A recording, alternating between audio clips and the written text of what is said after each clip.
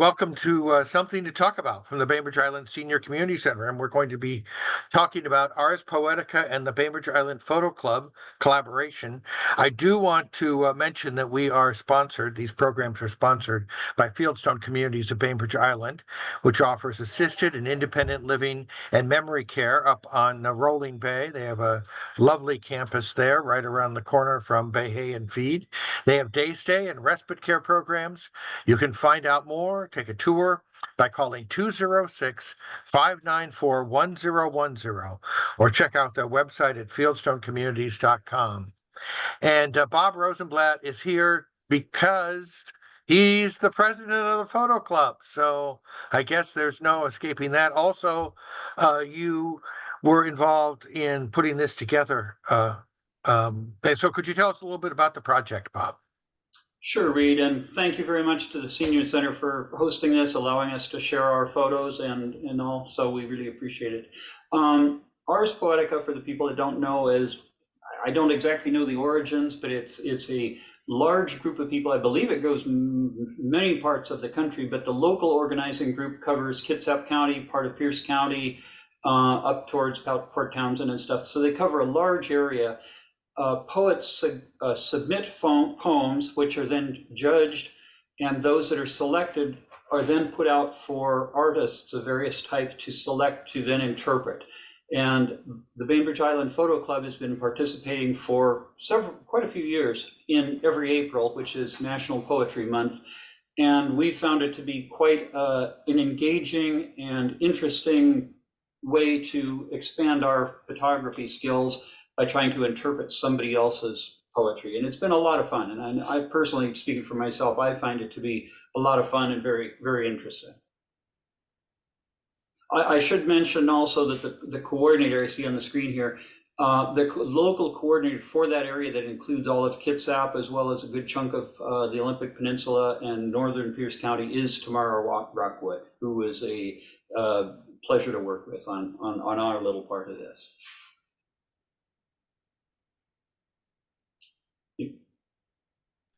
Great, thank you very much. Yeah, so we have some photos here and artwork. These are many of them have been posted on our ledge, on your ledge in our lobby, and they're also posted online, so you can check them out at biseniorcenter.org/art gallery.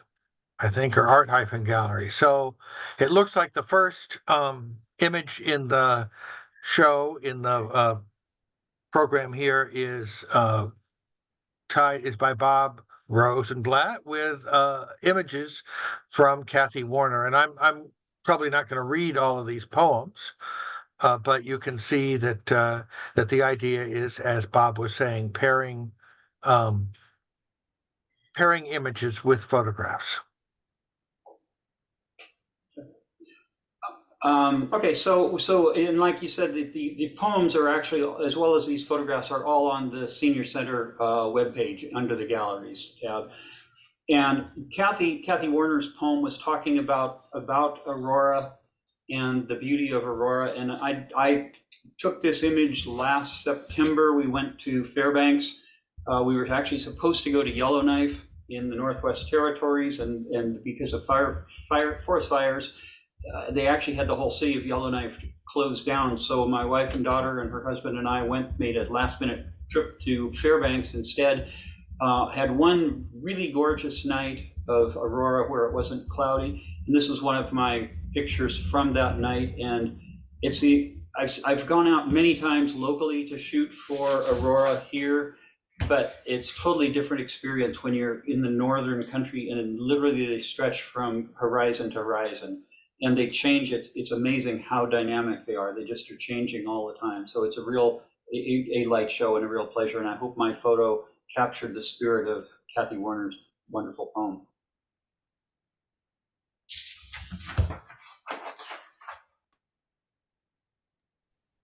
And the second photo and poem is based on the poem by Barbara Hoonan, Tuxedo Cat. And I don't know if Lars is here or somebody who would speak to Lars's choice for the tuxedo cat. But there you go. I do not see Lars on here, Reed, and I do not have any comments from Lars. I think he gave some comments, but they went to Diane, and I didn't think ahead. I didn't realize Lars was going to be here, so I can't. Can you comment. guys hear me? Yeah. Oh, is Lars there? Lars is there. There I am here. How are Oh, you you? are. I didn't see you, Lars. I'll be quiet. That's okay.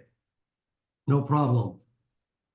So you're So talking about the Lars, cat? yeah, we're talking about your photograph that goes with the poem Tuxedo Cat. Yes. So this was taken last spring. She's sitting in the window, and I took this thing and ran it through a little bit of animation type of things where I got a little bit creative so that it kind of gives it a little bit more of a antique look. So anyway, she is passed away last month, so we're missing her. And so this is was our tuxedo cat who lived in the yard. Behind her, you will see two things. One, there is a bird bath, and then behind her is a fenced area, which was her catio. It was a 20 by 40 fenced in area where she could go from our house out to that little catio and spend some time with her. That's great. And so the perfect. Did you have the opportunity to pick this poem then, Lars, to match? I did actually. I picked the poem. I looked at it and read through the thing, and I thought that's exactly like what a tuxedo cat is like. So I thought, well, I have a picture of one. Let's add it to it to see what happens. Very nice. Thank you. Okay, next we have John Wilson's poem Properties of the Fence. And Rob Wagner was the one who got paired with this poet and poem. So, a quick preamble to this image and poem is that I have for 3-4 years been suggesting that people get with the poet, the photographers and artists, get with the poets beforehand and meet one another and get some sort of cross communication, cross pollination between literary arts and graphic arts. And this year was the first time I saw it really happened a lot. And it was gratifying because it really made for the event to be better, because there was a lot of cross-talking and friendship shown between poets and photographers. So that was really nice thing to see. So anyway, now I'll get back to the specifics of this poem. John, I did have a chance to meet him beforehand. And the thing, when I read this poem, which I read before I met him, he clarified that this was a poem written about his personal experience building a fence. And when I picked the picture, I didn't know that. So the picture I have is fairly general in terms of talking about fences. And his poem does talk about things like let's see what, things like talking about our side and their side. And in this case, it's our side being the part that is developed and the other side being the wildness, which is not developed. Now, what's happening here? Okay, we're just about there. I accidentally Bumped. because I was thinking you might want to look at the poem while you were talking about it, and what I did was just took it away. Anyway, one side and the other side, yes. Yes. So anyway, one side and the other side is part of the poem, and what? And talking about holding back the past from the present, and the photograph I think does that with this sort of wildness on one side of the fence and the more manicured, not manicured, but the more agriculture side of this side of the fence. And I really wanted to use a fence that really has some inherent character and history to it, which I think this does have. And even though it isn't John's personal experience, it does show the struggles of somebody building a fence, which his poem talks about, and how in the heat of the day and so forth, he's building this thing. And this is a picture from southern Utah in the summertime. And I thought the nature of the fence and the hardness with which it apparently was built comes across as reflecting his poem. So that's that.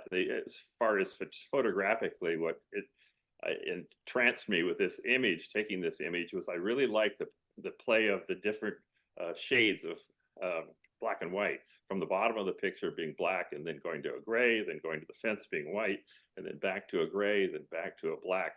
And that there's this sort of, overlaying tones in the image, and that was appealed to me when I took the picture. And then the other thing that appealed to me was the sky seemed to almost circle around the butte in the background, and that was appealing. So anyway, Thank you. Yeah, yep. Great pairing. And I'm guessing that John's fence was a little more structurally sound than that one, but there we go. Well, that's pretty structurally sound, Reed, if it's been there for 80 years. That's true. That's true. Okay. Next, Kaleidoscope, Reverend Mockett, Emily Jane Mockett's poem, with the photographer Steve Hanuksela. Yep, very good. Steve, tell us a little bit about your connection with the poem and what you did with it. Well, this poem describes sometimes how I feel when I come out of a scuba dive. Sometimes the colors are just phenomenal. And there's been a few dives where I'd surfaced and then we'd see whales breaching and lunge feeding, and we'd see salmon jumping, seals and sea lions going after the salmon, just in a real remote area. And I was speechless. And this poem really does a good job describing what my feelings were like. Sometimes it's just so beautiful under there that you don't understand it, and it's you pull back. I'll read some of the words. The colors will quake. If I turn or shake, the colors will quake, making all things clear. Either way, I'll be stunned by the beauty I see and the beauty I cannot see. It described it very well. So I had to submit a photograph for this poem. And this photograph is from the north end of Vancouver Island in a place called Browning Pass. Those colors are stunning for sure. And yes, I can see the match. And thanks. At this particular site, the wall starts a few hundred feet above the surface of the water and goes down to hundreds of feet. It's just a wall straight down. It's just full of color like this. And you get to one ledge and we saw just a nice, beautiful big octopus sitting there. It really is amazing. And Emily Jane did a fantastic job with this poem describing my feelings anyway after some of these dives. Good pairing. Were you able to talk to her? Yes. Yep. That's good. So yeah, she was happy with the photograph, so I was happy about that. Yes. That's good. That's good. Mm-hmm. Lars has the next photograph as well, going with The Balloon by Barbara Clark. Hi there. So when I saw this poem, it reminded me that we were in Winthrop last year for the Balloon Festival. And when she was talking about in this thing about it, where it goes, and imagine where it took off, and then where you lose it, and it floats down somewhere over the tallest spur, and somewhere, it matches within the sky colors as well with the blue. So the picture that I put out there was kind of a fun thing to see. This balloon actually had to make an emergency landing in this guy's yard. It was not planned, not intended, but the blue and the blue sky with what she was talking about made me think that this picture would maybe go along with what she wrote. And I did send it to her beforehand, asking if this is something that she would like to have or not. And what you see with normally when you're watching the balloon festival, and it's usually very cold because there's snow on the ground, that they will take off and the wind blows them down the valley. Well, this particular year, they launched the balloons expecting the wind to come up, but it actually almost stalled. And some of the balloons were actually going backwards. This particular balloon was hanging in the air for about 45 minutes. And there are passengers on board with this. There's probably about 6 of them in the bucket.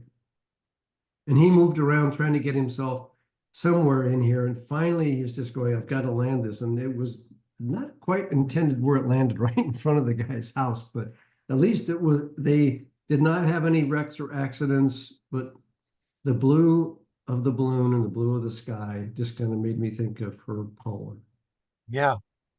Yeah, that's a gorgeous day we can see, and perfect matching, I think. Thank you. Paul Bryans is the next photographer with responding to a poem called Wet Rocks. Yeah.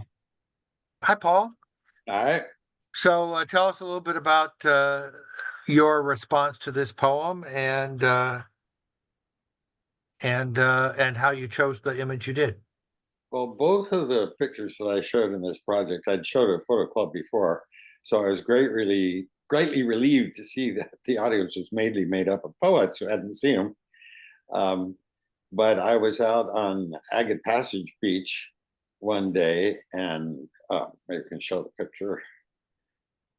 I love these rocks. They've been brought in by glaciers back in the ice ages past to Bainbridge and traveled from all over. And the variety and beauty of the colors is amazing.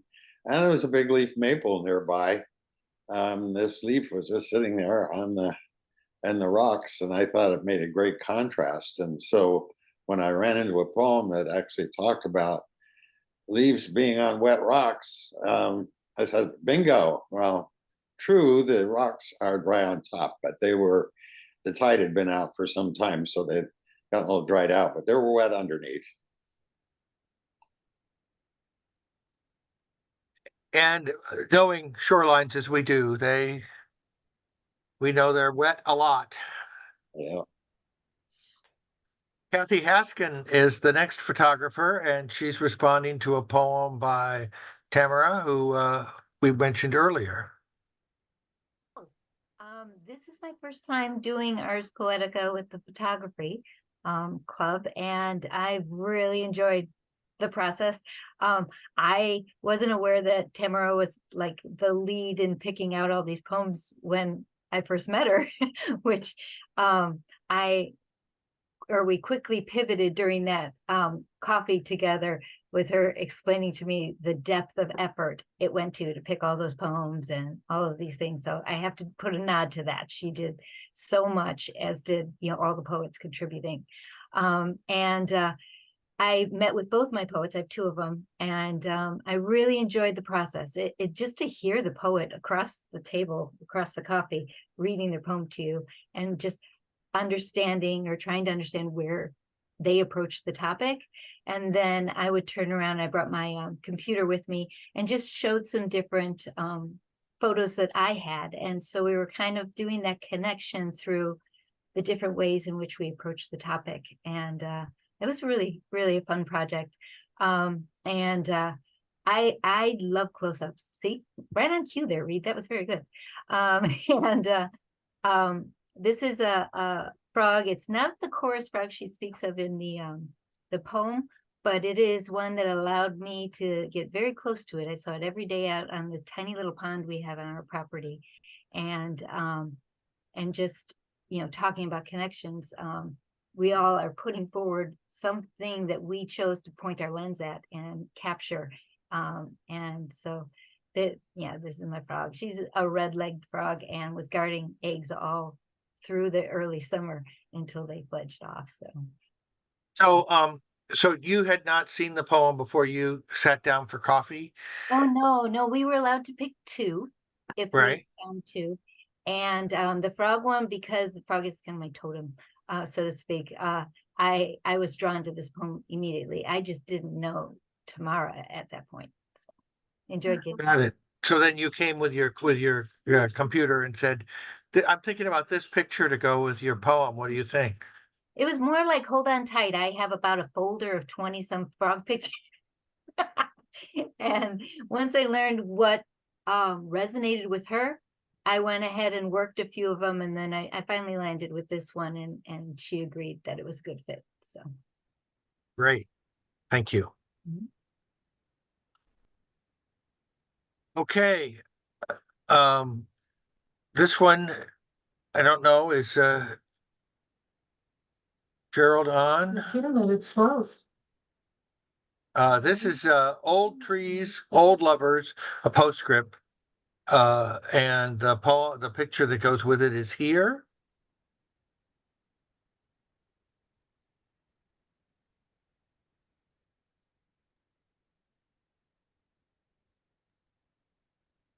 And next we have Hadley's picture to go with Ocean Lake, Oregon Coast by Chris Hotchkiss. Can you hear me? Yes. Oh, great. Kristen's poem, the first lines caught my eye because we had been to a beach on the Oregon coast that you do go down steps and a trail and across some bridges and to get down to it. And the beach that she had told me in some email exchanges we'd had of her youth going down to Oregon, her memories were of the beach at Lincoln City, Oregon.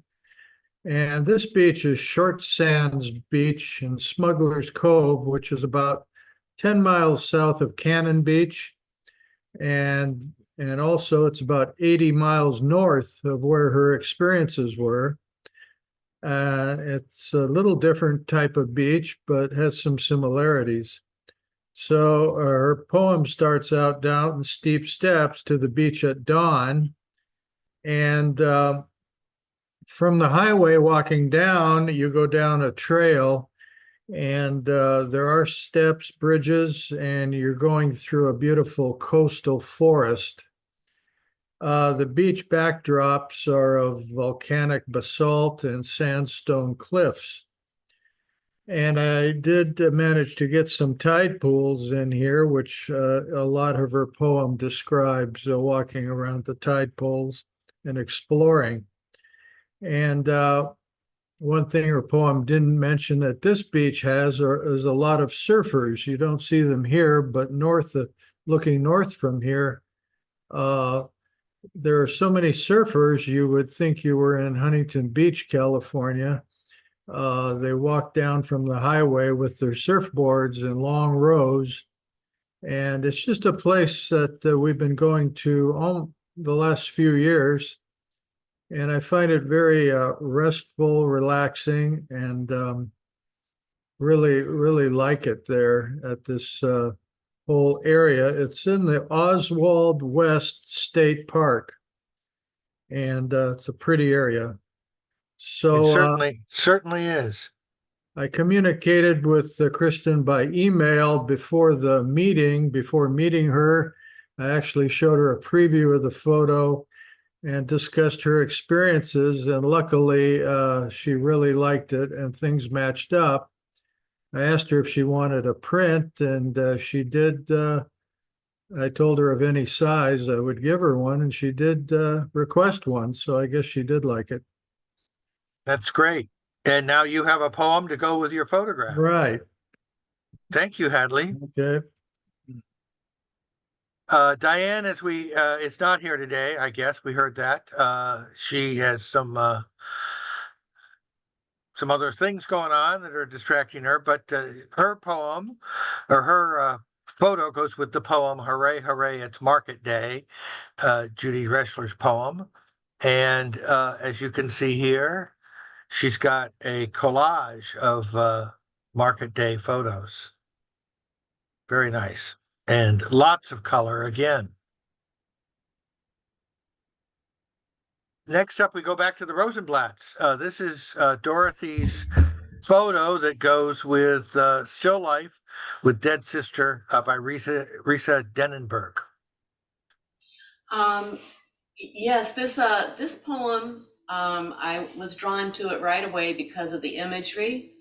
I was drawn to the floppy green hat imagery in it primarily. And you can click to the picture if you want. See, so I tried to make the floppy green hat kind of central, and then to swirl the other images that were in the poem around the hat and then out, using the idea of the golden spiral. The poem itself talks about visitation from her sister that was stillborn, and how her sister comes back and reminds her that it's good to live with people and not on her own, and makes sandwiches for her and brings her tomatoes and cucumbers and puppies and mums. And then when she leaves these things behind. And so I thought I would just do my best to design a photo that spoke directly to the imagery from her poem.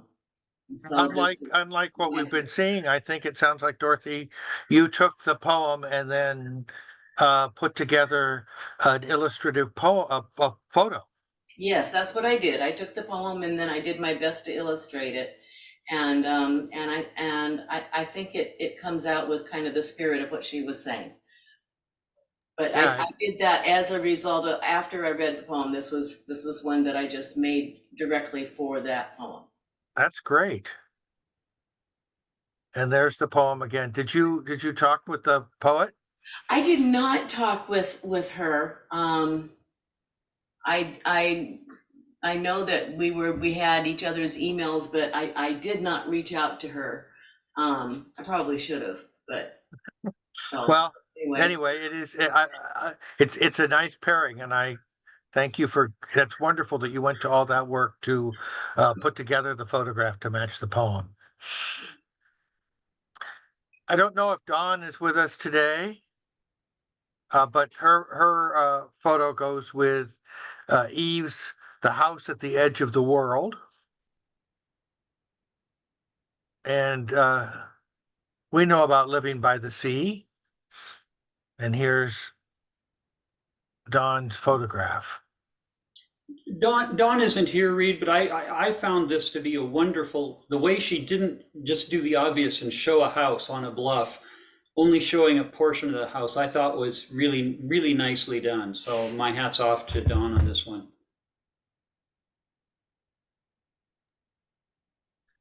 Thank you. And we'll go back to you again, Bob, with Views from a Road Trip, Scott's poem talking about more buildings.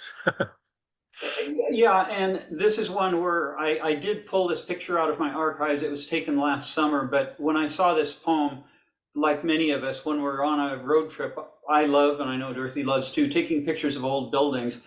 And this was one of my favorite places. We accidentally came across it. It's in Mitchell, Oregon, in the middle of Oregon. It's on government property, BLM property. It's an abandoned ranch, and you can wander around. And if you wanted to hold a photo workshop, you could have a dozen people here for a day and not shoot it out. There's just, you can do close-ups, you can do, all kinds of scenics, you can do all kinds of things. This is actually a drone shot because it gives you, I think it's only about 20, 30 feet off the ground, but it gives you a different perspective of the old corral and the barn and the farm buildings falling apart. But I thought it captured Scott's, his comments in the poem about the stories embedded in these old buildings. And I spoke with Scott, turned out we both work for the same company. And, I think he has, we resonated in terms of the thought about wondering about what stories these old buildings could tell if they could talk. Yeah. Yeah, he talks about their lost utility and their abandonment. And here they are. Perfect. And then Lars, you did a pairing with The Snake in the Garden, Carolyn Maddox's poem here. Yes, I did. Sometimes you you're reading all their poems, and I know I read every poem that was in here, and I find these kind of interesting when you try to look at them and understand where you're at. We have garden snakes all over in our yard, and the same thing when you're out digging in the yard, you'll find something and one of them will pop up. But the photo that I've actually got here was taken in Blodell Gardens. The snake, it was in the fall, and this pretty garden snake had crawled up on top of the bush there because it had been raining and the ground was really wet. And all it was trying to do was keep itself dry and stay hidden away from everybody. It allowed me the opportunity to get very close to the snake with the camera. So I got a pretty decent shot, and it was just very nice, a nice garden snake. And you know, they're quite pleasant to have around in your yard because they actually eat slugs, if you didn't know that. So that's a good benefit to having them in your area. But I thought her poem, you know, resonated with the snake. This one is obviously much larger than what she was talking about in her poem, a little smaller, but you know, they're quite gentle creatures, and it's fun to have them on our island. Thanks. Paul Bryans has the next one. How deer rescue me daily. Not all gardeners may feel that way, but Yeah, actually, I don't feel that way. It was instead the fact of a mother being with her fawns that really rang the bell with me. We have deer in our yard all the time, and we put in some pretty aggressive fencing, some of which you can see in the background on the right. But this one is a particularly picturesque moment with the mother nibbling at the dogwood while the fawns look on. And there was a third fawn off to the edge, but the poem talked about too, so I thought it was a perfect match.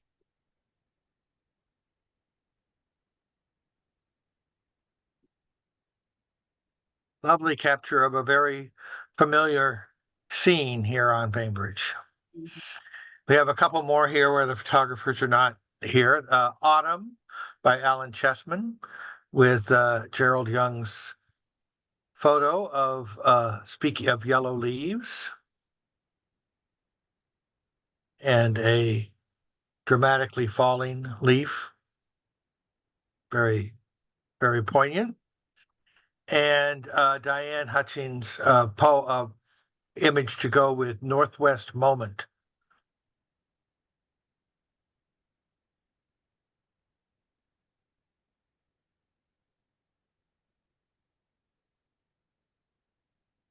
And then Kathy, you did one for Hummingbird. Yes, with the same poet as you just did with the Northwest Moment, Teresa.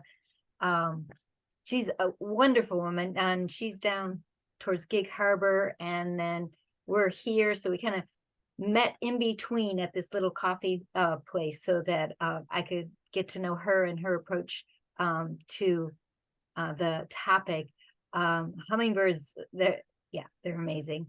And as an amateur photographer, this is my big challenge, capturing these ever moving little ones. But we have the Annas all year round, and now the Rufus are vying for the food sources in the yard.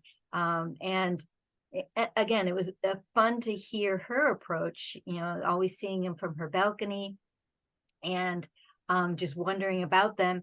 And then my approach as being an educator, I used to teach birding classes. So we kind of got down into the weeds there for a bit on bird trivia, but it was just delightful getting to know her and her approach, and then sharing the images I've taken and see what resonated and made it fit. So I'm guessing that a photo like this is not easy to capture. No, it's not. And matter of fact, it's not being new to it. I'm learning a lot being in the photo club, and Diane, who's not here, but I should speak to, she helps me print them right now because I don't have that capacity yet. And I am learning so much on how to prepare images for that. And so I've gotten more out of this than I ever thought I would. Just kind of volunteering and putting myself out of my comfort zone. Well, good for you. Good for you. Yeah. Yes, Don has a photo that goes with Diane Walker's On Fallen Blooms. And as I say, you can go back and look at these at biseniorcenter.org. Look under the gallery, and there's an art gallery section, and this is the most recent post. And then Rob Wagner with Stones in My Pockets. Hello? Hello. Oh, okay. I lost sound for a minute.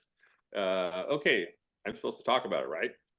I Now? would love it if you would. Okay, I'm back and connected here.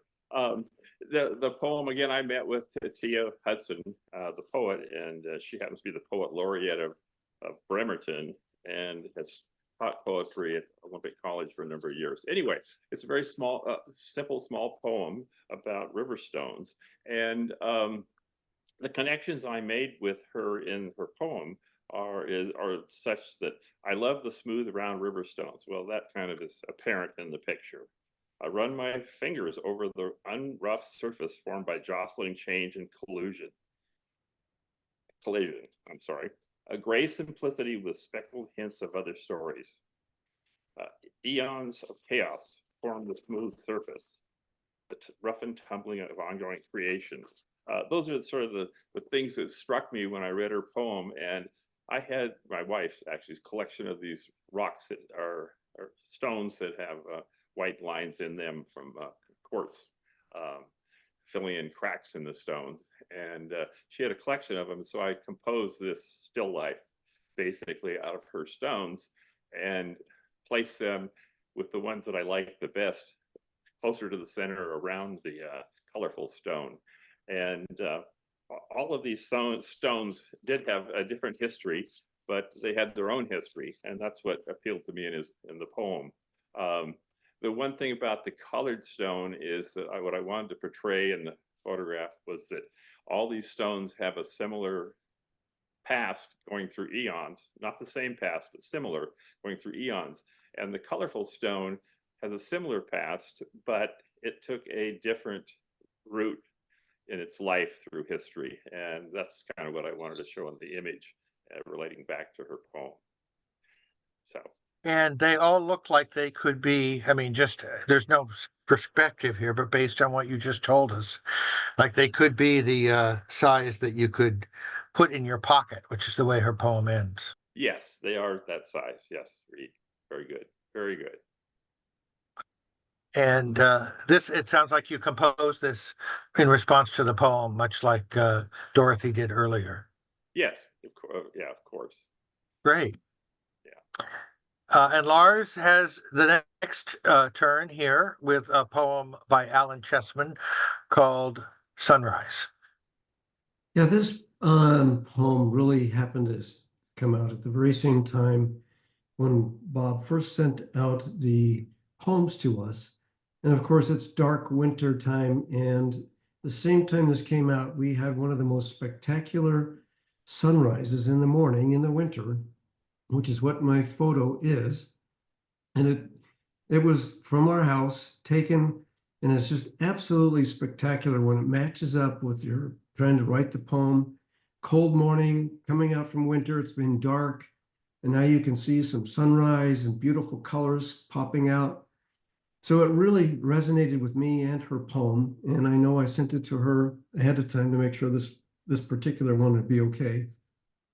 We have a lot of them, but this one just happened to be at the same time that she wrote this poem, and I thought this really kind of synced us both up together.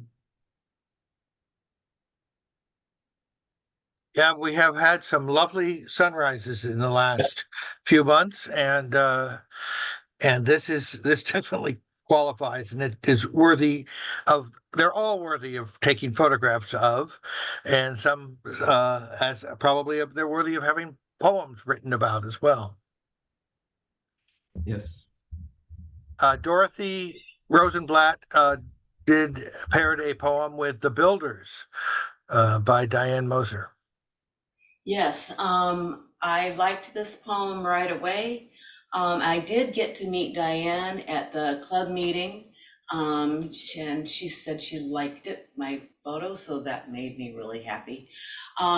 I was drawn to a lot of the imagery that she uses, and she talks about the different shapes of arches and bridges. She talks about color, the color purple, and she talks about the fantasy of princesses, and she talks about the mist, the purple mist.